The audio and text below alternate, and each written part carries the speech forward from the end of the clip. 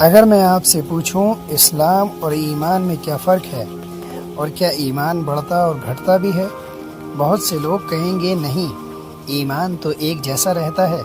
لیکن اگر میں کہوں کہ قرآن خود بار بار کہتا ہے کہ ایمان بڑھتا ہے، تو پھر سچ کیا ہے؟ آج کی اس ویڈیو میں قرآن اور حدیث سلف صالحین کے اقوال کی روشنی میں ہم اس اہم مسئلے کو سمجھیں گے۔ ویڈیو کو ذرا اینڈ تک دیکھنا، کیونکہ آخر میں آپ کو ایک ایسی بات میں بتاؤں گا جس سے آپ کا ایمان اور مضبوط ہو جائے گا انشاءاللہ۔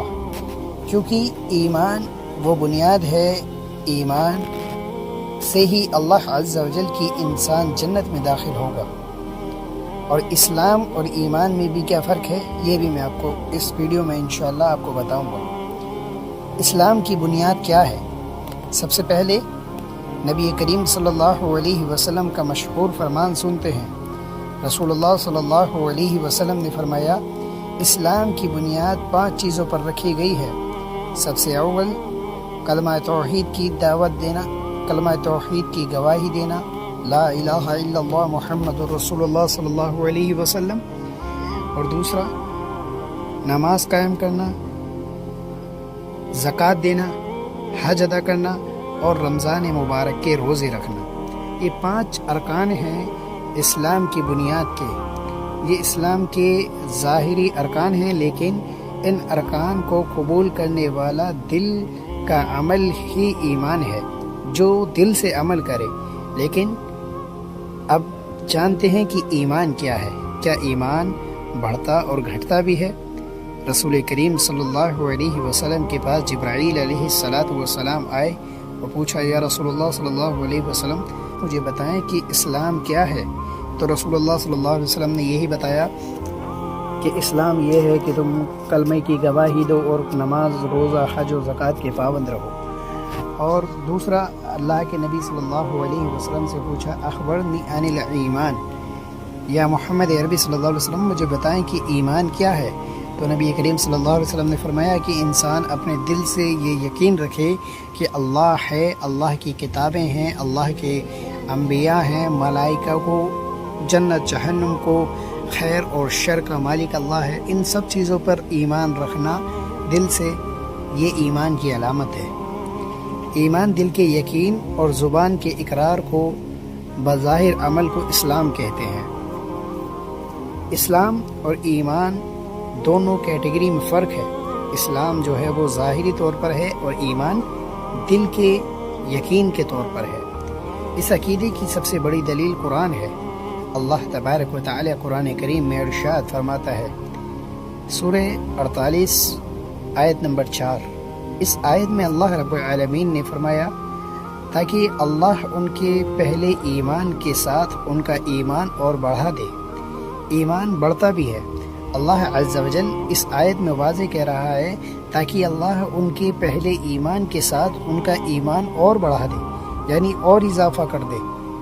تو اس آیت سے پتہ چلا کہ ایمان گھٹتا بھی ہے، بڑھتا بھی ہے، اور گھٹنے کی دلیل بھی آپ کو ملے گی انشاءاللہ۔ اور پھر اللہ رب العالمین ایک آیت میں یہ بھی فرماتا ہے، سورہ کہف آیت نمبر 13 کے اندر، اور ہم نے انہیں ہدایت میں اور زیادہ بڑھا دیا۔ ہدایت میں یعنی کہ ہم نے انہیں ایمان کی دولت سے اور زیادہ بڑھا دیے، کیونکہ اللہ کی طرف سے ہدایت ملنا ایمان کی بڑھوتری کے اوپر ہے، ایمان بڑھا دینا ہی ہے۔ اور جو لوگ ہدایت پر ہیں، اللہ ان کی ہدایت اور بڑھا دیتا ہے۔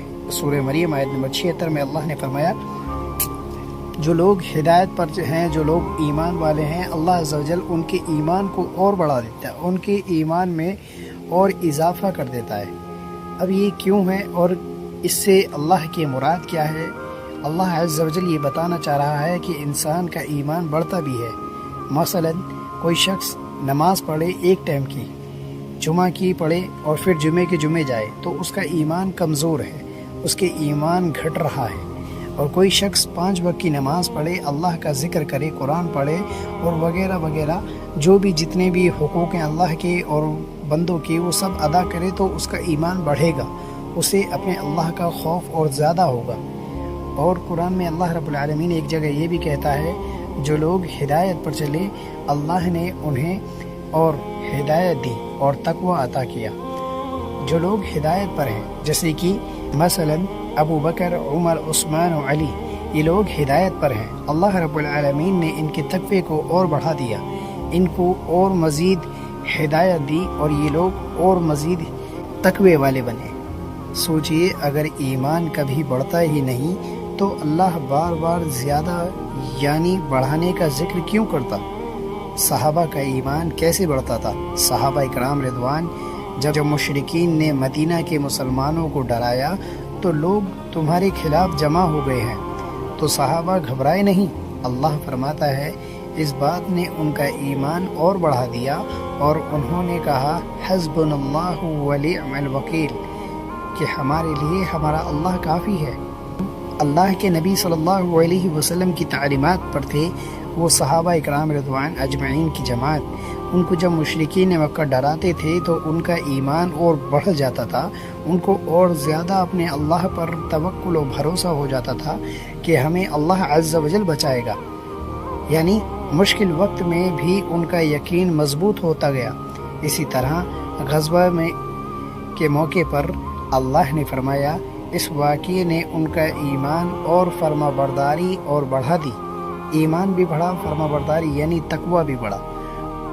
انسان کو جب اللہ کا خوف پیدا ہوتا ہے دل کے اندر تو وہ مصیبتوں کو، آزمائش کو اللہ کے لیے سپرد کر دیتا ہے کہ اللہ عز و جل مجھے اس سے نجات دے گا، اور اللہ پر یقین اور توکل اس کا ایمان کو بڑھا دینے کی علامت ہے۔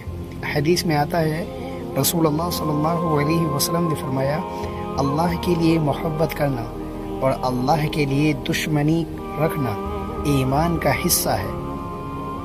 کیا فرما رہے ہیں اللہ کے نبی صلی اللہ علیہ وسلم؟ کہ انسان کا اللہ کے لیے محبت کرنا، اللہ کے لیے دشمنی کرنا، یہ دونوں علامتیں اللہ کی بندے کے لیے ایمان کی علامت ہے، ایمان کا حصہ ہے۔